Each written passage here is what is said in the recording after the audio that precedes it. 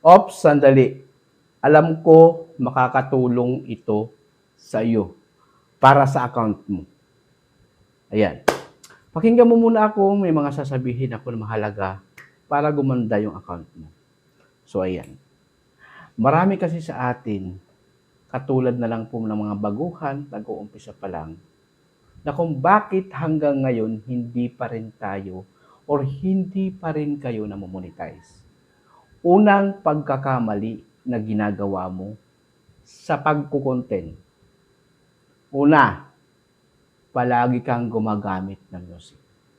Guys, tandaan nyo, once pag hindi pa kayo monetize, nakalagay po doon sa music library is wala kang makikita kung free o hindi. Pero pag monetize ka, makikita mo doon yung free, loyalty, at revenue share. So, ang ibig sabihin, pag gumamit ka ng music na may nakalagay na revenue shared, yung earnings mo, hindi yan lahat sa'yo. Yung kalahati or 20% mapupunta sa may-ari ng audio. How about kung hindi ka pa monetize, na gumagamit ka palagi ng music? Yan yung nagkakaroon tayo ng copyright music. So may violation ka na. So paano ka mai-invite? May violation ka na. Hindi mo na sinunod ang content monetization policy. Di ba? Tapos magrereklamo ka. Ilan ang followers mo? Marami ng followers mo. Bakit hindi ka na-invite? Or hindi ka nagkakaroon ng tools ng content monetization beta? Dahil yan sa kagawan mo. So, dapat, kung hindi ka pa monetize, huwag ka na munang gumamit ng music.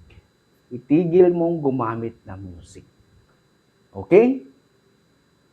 At, ito pa. Palagi kayong nag-a-upload ng picture na lalagyan mo lang ng music. So, static image na yun. So, yan din yung mga format na ayaw niya makita sa iyong Reels tab. Kasi nga, static image.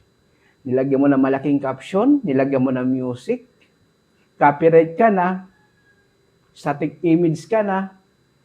So, papaano mag-grow o papaano niya i-recommend yung mga video nyo sa wider audience kung may mga violation naman or mayroon kayong mga nilabag sa content monetization policy. So, hindi kayo magkakaroon ng views, mababa ang views, bukod doon, hindi kayo ma-monetize. So, itong account ko na to, simula, hindi po ako gumamit ng music hanggat hindi ako na-monetize. Di ba? Or kung gumamit ako ng music, yung music na yon galing doon sa isang account ko, inedit ko yung music, so ako may-ari ng music. Hindi po ako gumamit ng audio sa library. Sasabihin nila, utos naman niya, ganito, ganyan, gamitin mo. Lahat po ng utos ay pwede. Kasi po, in general yan. In general, lahat po pwede tayong gumamit. Kung monetize ka, pwede kang gumamit. Kung hindi ka monetize, hindi ka pwede gumamit. Naka-turn on ang dashboard mo, huwag ka munang gumamit hanggat hindi ka pa na-monetize. Kung ang iyong profile ay hindi naka-turn on ng dashboard, kahit ilang music pang gamitin mo, okay lang. Walang problema yan. Di ba?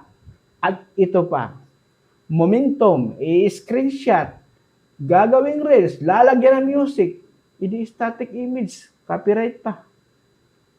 Kung palagi kayong nagkakaroon ng ganong violation, means to say, hindi ka sumusunod sa content monetization beta. Paano ka ma-invite? Di ba? Sumatagal kayong ma-invite.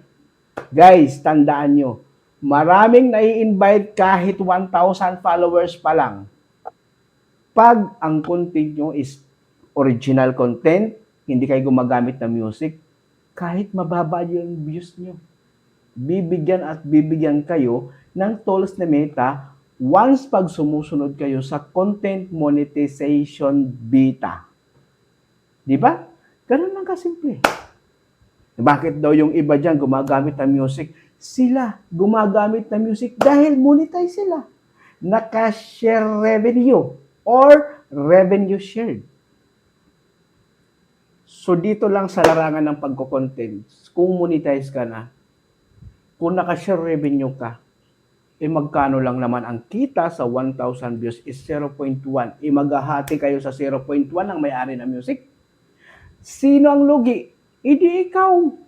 Ikaw yung lugi kasi ikaw nagpakahirap, ikaw yung nag-isip na gumawa ng video, ikaw nag-upload, ikaw ang gumawa ng content, katapos yung earnings, yung kalahati, mapupunta lang dun sa may-ari ng music. So yun ang mga maling ginagawa ng ibang mga content creator, lalong-lalo na po, yung mga bago pa lang, excited gumamit ng music. Hala, maganda daw kasi pag may music, marami yung views. Oo, andun na tayo. Kung hindi ka pa monetize at mayroon kang ginamit na music at nag-viral yan at i-claim na may-ari ng music, yung earnings niyan, wala kang magagawa.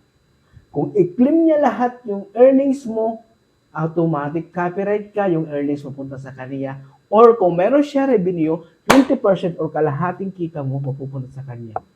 Sinong lugi? Di ba? Pero ma-advise ko lang talaga sa mga baguhan, nag-uumpisa pa lang, huwag kayong gumamit ng music. Iwasan yung gumamit ng music, lalong-lalo na kung gusto mong ma-monetize at magkaroon ka ng tools katulad na lang ng content monetization beta. Ayan guys, sa mga nakapanood nito, para malaman din ng mga kaibigan mo at followers mo, pakashare itong video ko para malaman din nila. Abangan nyo po, mayroon po akong isang video na gagawin para ma-invite tayo sa content monetization beta ng madali or mabilis. Thank you for watching. Bye-bye. God bless you all.